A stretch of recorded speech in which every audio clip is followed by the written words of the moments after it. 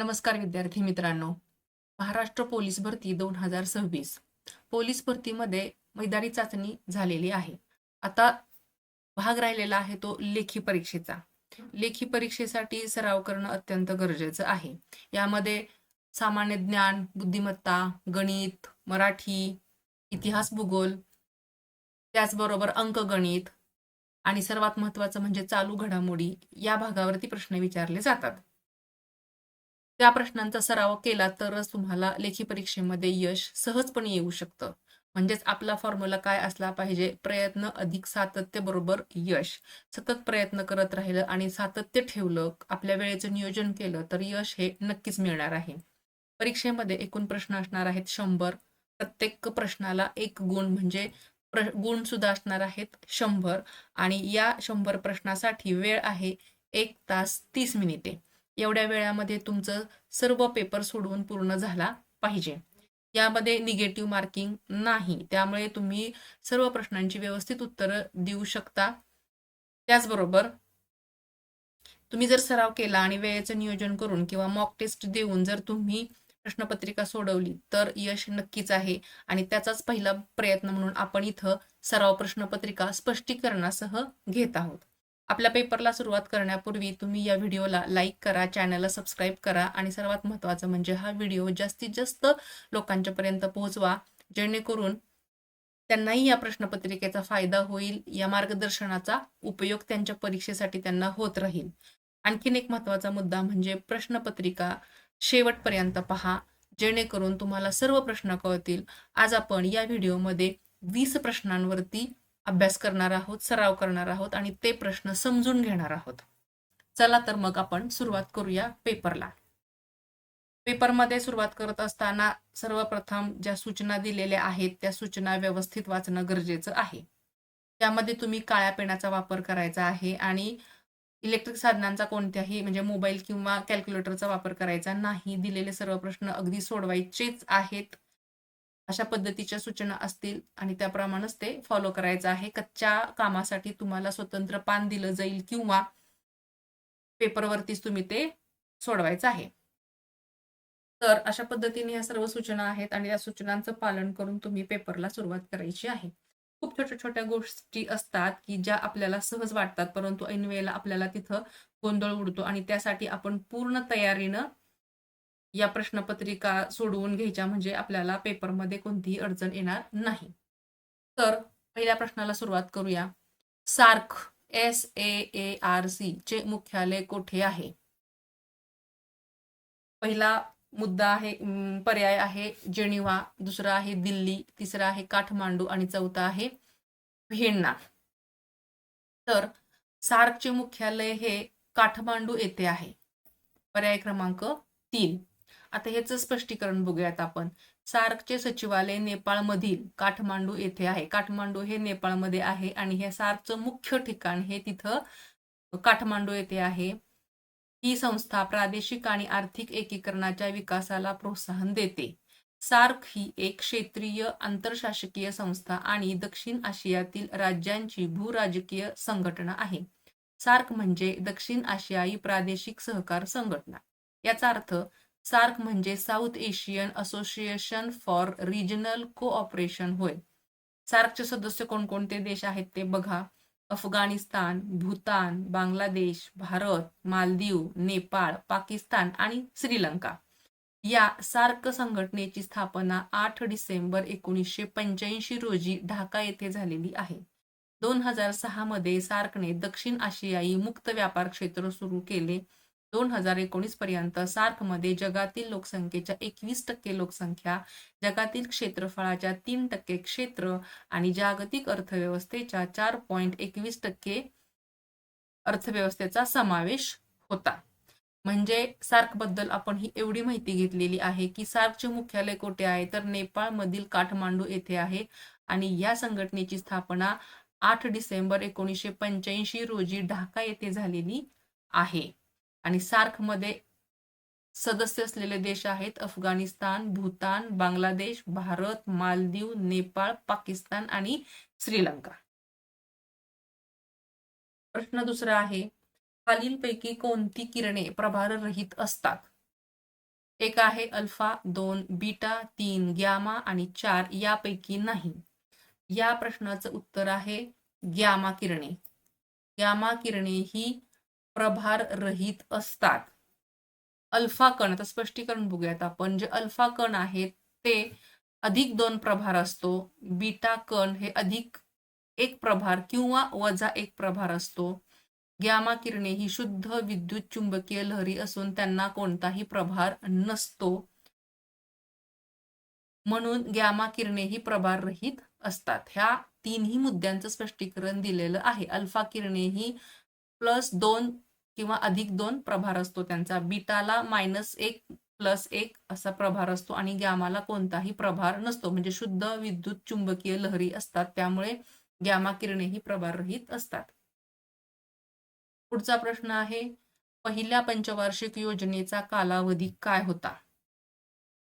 1 1947 ते 1952, 2 1949 ते 1954, 3 1950 ते 1955, 4 1951 ते 1956.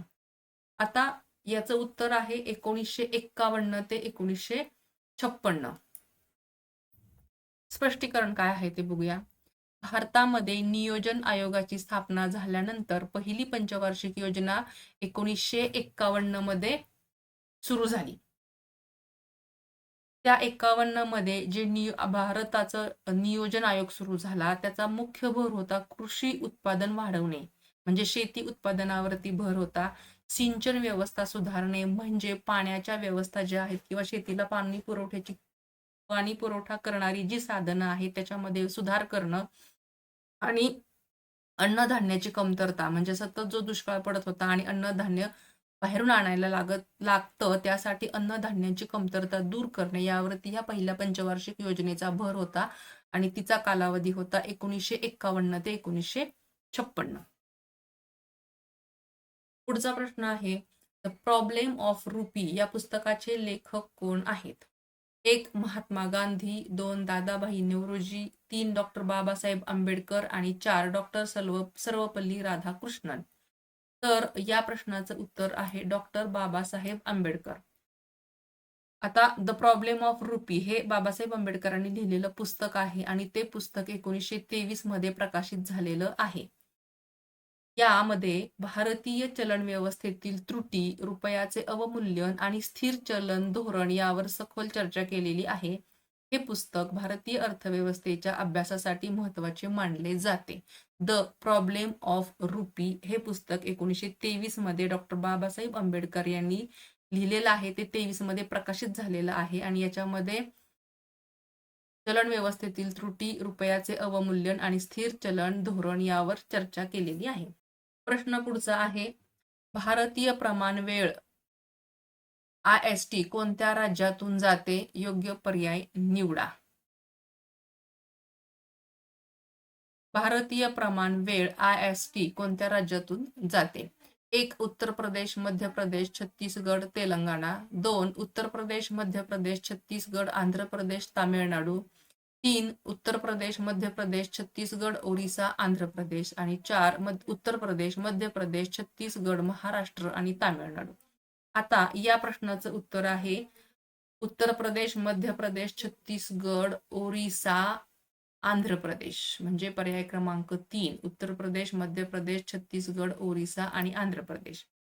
आता काय म्हटलेलं आहे बघा, स्पष्टीकरण कसं आहे की IST म्हणजे रेखांश 82.5 अंश पूर्व या रेषेवर आधारित आहे. ही रेषा ज्या राज्यामधून जाते त्यामुळे भारतात एकच प्रमाण वेळ म्हणजे IST वापरली जाते. आता जी भारतीय प्रमाण वेळ आहे ती 82.5 पूर्व या रेषेवर आधारित आहे आणि ती या उत्तर प्रदेश, मध्य प्रदेश, छत्तीसगड, ओरिसा आणि आंध्र प्रदेश या राज्यांमधून गेल्यामुळे ही स्टँडर्ड वेळ मानली जाते. पुढचा प्रश्न आहे, भारतीय संविधानातील खालीलपैकी कोणते अनुच्छेद मूलभूत हक्क नाहीत? 1 अनुच्छेद 21, 2 अनुच्छेद 35, 3 अनुच्छेद 15 आणि 4 अनुच्छेद 40. तर याचं उत्तर आहे अनुच्छेद 40.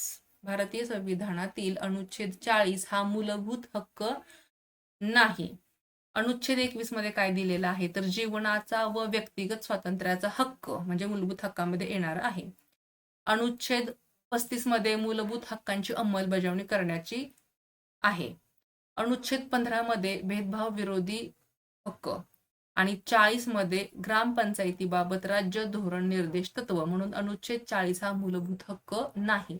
म्हणजे 21, 35 आणि 15 मध्ये मूलभूत हक्कांविषयी माहिती आहे किंवा अंमलबजावणी करायची आहे, परंतु अनुच्छेद 40 हा ग्रामपंचायत बाबत आणि राज्य धोरण निर्देशक तत्व आहे. त्यामुळे अनुच्छेद 40 हा मूलभूत हक्कामध्ये मोडत नाही. उच्च न्यायालयातील न्यायाधीशांची नेमणूक कोण करतात? 1 राष्ट्रपती, 2 गृहमंत्री, 3 प्रधानमंत्री आणि 4 मुख्यमंत्री. आता उच्च न्यायालयातील न्यायाधीशांची नेमणूक हे राष्ट्रपती करत असतात. बघा, भारतीय संविधानानुसार उच्च न्यायालयातील न्यायाधीशांची नेमणूक भारताचे राष्ट्रपती करतात. मात्र या प्रक्रियेमध्ये सर्वोच्च न्यायालयाचे मुख्य न्यायाधीश व संबंधित राज्याचा राज्यपाल यांचा सल्ला घेतला जातो. त्यामुळे उत्तर काय आहे की उच्च न्यायालयातील न्यायाधीशांची नेमणूक हे राष्ट्रपती करतात. पुढचा प्रश्न, वातावरण बदलाबाबत वसुंधरा परिषद म्हणजे अर्थ समिट 1992 साली कोणत्या ठिकाणी घेण्यात आली? 1 दिल्ली, 2 रिओ द जनेरिओ, 3 पॅरिस आणि 4 लंडन. याचं उत्तर आहे रिओ द जेनेरो म्हणजे ब्राझीलमध्ये आहे. 1992 मध्ये ब्राझीलच्या रिओ दी जानेरो शहरामध्ये ही परिषद झाली. यामध्ये पर्यावरण संरक्षण, शाश्वत विकास, हवामान बदल यावर जागतिक स्तरावर चर्चा झालेली आहे. आता हा पर्यावरणाशी संबंधित असणारा प्रश्न आहे आणि पोलीस भरतीसाठी हा वारंवार विचारला जातो. त्याचबरोबर इतर भरती प्रक्रियेमध्ये जसं की झेडपी, आरोग्य विभाग यामध्ये सुद्धा हा प्रश्न विचारला जातो. तर ह्या प्रश्नावरती विशेष भर देणं आवश्यक आहे. रिओ द जनेरोची स्थापना 1992 मध्ये ब्राझील मध्ये इथे झालेली आहे. म्हणजे रिओ द जनेरो हे ब्राझीलमध्ये आहे. प्रश्न 10, आम्लवृष्टीमध्ये कोणते 2 प्रमुख आम्ले असतात? 1 सल्फ्युरिक ऍसिड व नायट्रिक ऍसिड, 2 नायट्रिक ऍसिड व हायड्रोक्लिक ऍसिड, 3 लॅक्टिक ऍसिड व नायट्रिक ऍसिड आणि 4 लॅक्टिक ऍसिड आणि सल्फ्युरिक ऍसिड. तर या प्रश्नाचं उत्तर आहे आम्लवृष्टीमध्ये सल्फ्युरिक ऍसिड आणि नायट्रिक ऍसिड. सल्फ्युरिक ऍसिड आणि नायट्रिक ऍसिड असते.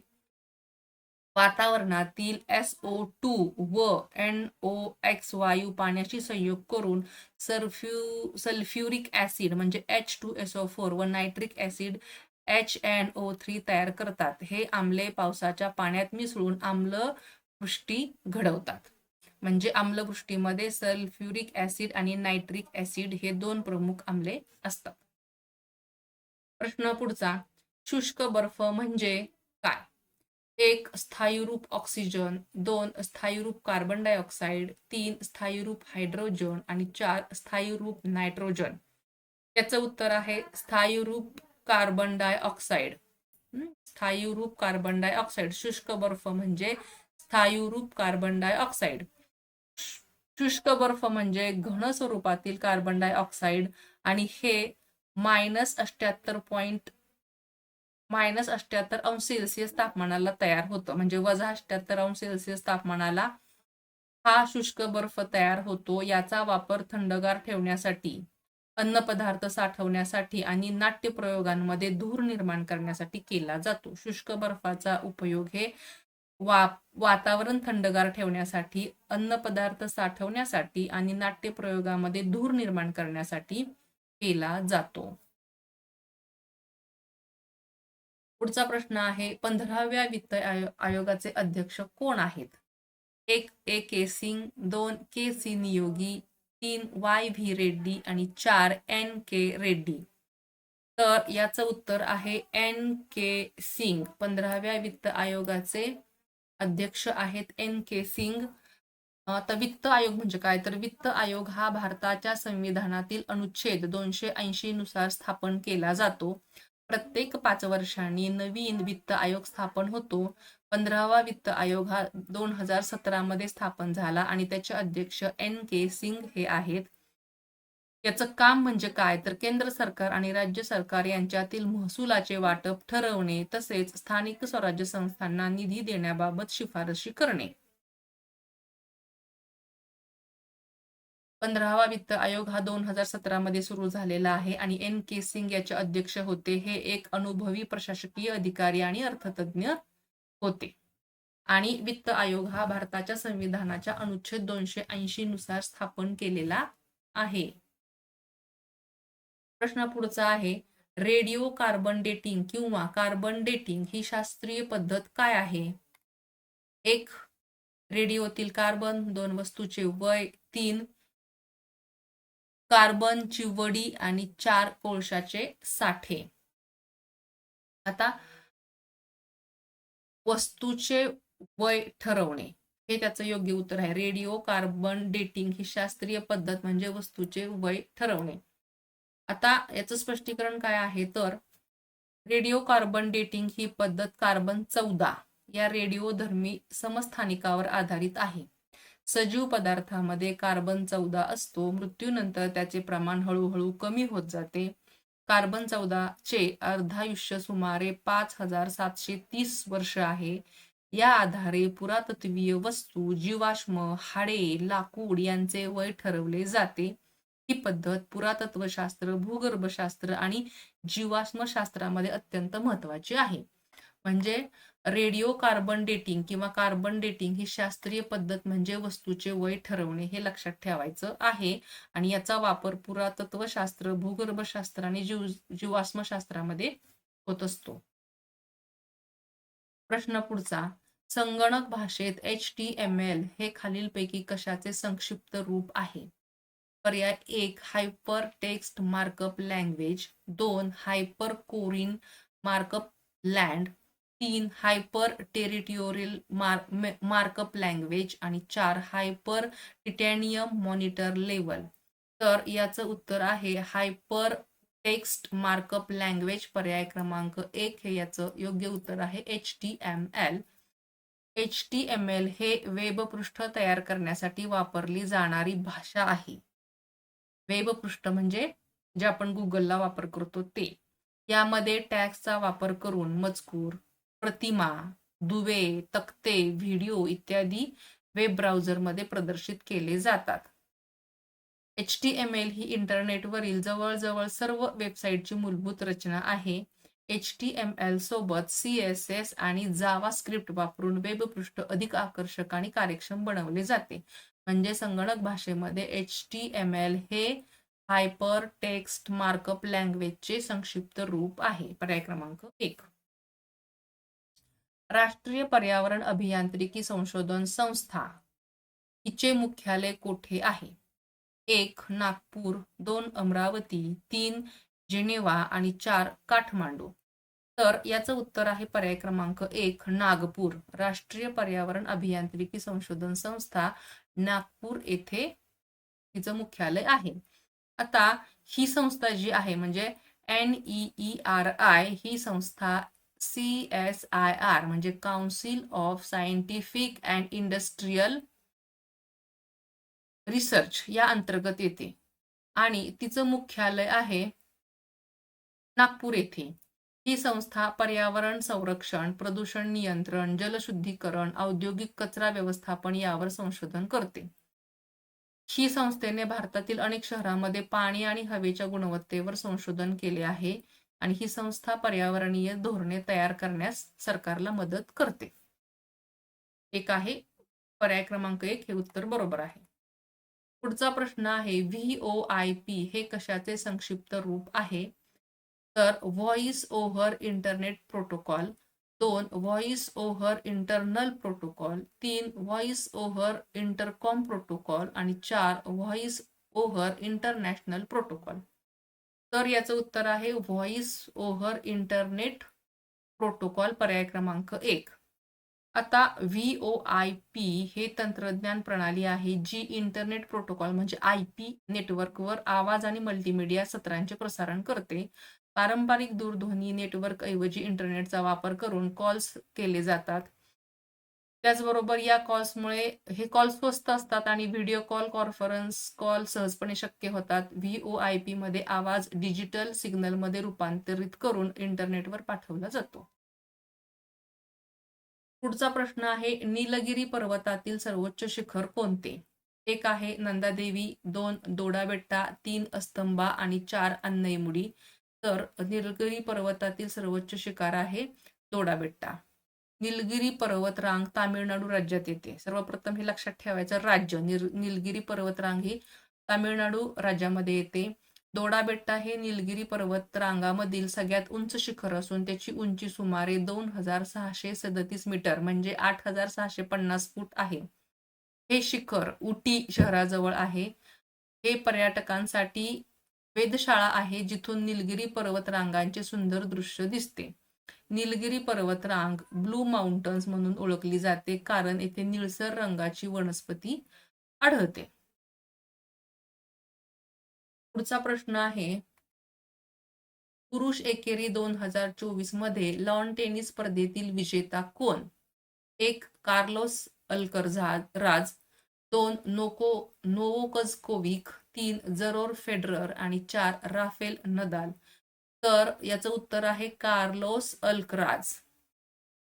2024च्या विम्बल्डन पुरुष एकेरी अंतिम सामन्यात कार्लोस अल्कराजने नोव्हाक जोकोविचचा पराभव केला.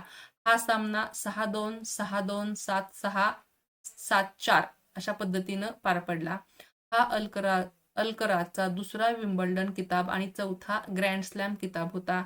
त्याने फ्रेंच ओपन अधिक विम्बल्डन एकाच वर्षी जिंकले. हा सर्व म्हणजे चॅनल स्लॅम पूर्ण करणारा सर्वात तरुण खेळाडू म्हणून याचा इतिहास आहे. म्हणजे पुरुष एकेरी 2024 मध्ये लॉन टेनिस जिंकणारा कार्लोस अल्कराज हा आहे. प्रश्न 19, रिझर्व्ह बँकेने सुरू केलेले सीबीडीसी म्हणजे काय? सीबीडीसी म्हणजे 1 central board direct control, 2 central bank digital currency, 3 cooperative digital currency आणि 4 कॅन्सलेशन बोर्ड ड्युप्लिकेट करन्सी. तर याचं उत्तर आहे सेंट्रल बँक डिजिटल करन्सी म्हणजे सीबीडीसी. डिजिटल करन्सी पर्याय क्रमांक 2 हे याचं उत्तर आहे. सीबीडीसी म्हणजे केंद्रीय बँकेने जारी केलेली डिजिटल चलन प्रणाली आहे. भारतात याला डिजिटल रुपी असं नाव दिलेलं आहे. हे चलन क्रिप्टो करन्सी सारखे दिसते पण ते पूर्णपणे केंद्रीय बँकेच्या नियंत्रणाखाली असते. याची किंमत देशाच्या फियाट करन्सी इतकीच आहे. सीबीडीसीचा उद्देश म्हणजे व्यवहार अधिक सुरक्षित, जलद आणि पारदर्शक करणे तसेच रोख पैशाचा पर्याय उपलब्ध करून देणे. म्हणूनच रिझर्व्ह बँकेने सुरू केलेली सीबीडीसी म्हणजे सेंट्रल बँक डिजिटल करन्सी. पर्याय क्रमांक 2. पुढचा प्रश्न आहे, सन 24 मध्ये खालीलपैकी कोणाला भारतरत्न पुरस्कार मिळाला? 1 एम.एस. स्वामीनाथन, 2 बाबाजी देशमुख, 3 सचिन तेंडुलकर आणि 4 सत्यजित रे. उत्तर आहे एम.एस. स्वामीनाथन. एम.एस. स्वामीनाथन हे भारतरत्न हा भारताचा सर्वोच्च नागरी पुरस्कार मिळवणारे एक आहेत. 2024 मध्ये एकूण 5 व्यक्तींना भारतरत्न प्रदान करण्यात आला. त्यापैकी एम.एस. स्वामीनाथन हे एक आहेत. ते कृषी शास्त्रज्ञ, हरित क्रांतीचे जनक आहेत. लालकृष्ण अडवाणींना एक मिळाला, ते राजकारणी होते. कर्पूरी ठाकूर माजी मुख्यमंत्री, समाजवादी नेते होते, त्यांना हा मरणोत्तर पुरस्कार मिळालेला आहे. चरण सिंह हे माजी पंतप्रधान, त्यांनाही मरणोत्तर पुरस्कार मिळालेला आहे. आणि पी.व्ही. नरसिंह राव माजी पंतप्रधान, त्यांनाही हा मरणोत्तर पुरस्कार मिळालेला आहे. एम.एस. स्वामीनाथन यांना भारतीय हरित क्रांतीचे जनक म्हणून ओळखले जाते. त्यांनी उच्च उत्पादनक्षम बियाणे, सिंचन आणि खतांचा वापर यामुळे भारताला अन्नधान्याच्या बाबतीत स्वावलंबी बनवले आणि त्यासाठीच त्यांना हा भारतरत्न पुरस्कार मिळालेला आहे. 2024 मध्ये एम.एस. स्वामीनाथन यांना हा कृषी शास्त्रज्ञ होते, त्यांना हा पुरस्कार मिळालेला आहे. विद्यार्थी मित्रांनो, तुम्ही हा व्हिडिओ शेवटपर्यंत पाहिला त्याबद्दल धन्यवाद. हा व्हिडिओ जर तुम्हाला आवडला तर हा जास्तीत जास्त शेअर करा जेणेकरून सर्वांना या व्हिडिओचा फायदा होईल. तुम्हाला जर आणखीन याच्यामध्ये काही सूचना द्यायच्या वाटत असतील तर तशा आम्हाला सूचना कमेंट बॉक्समध्ये लिहून नक्की कळवा. Thank you for watching and subscribe.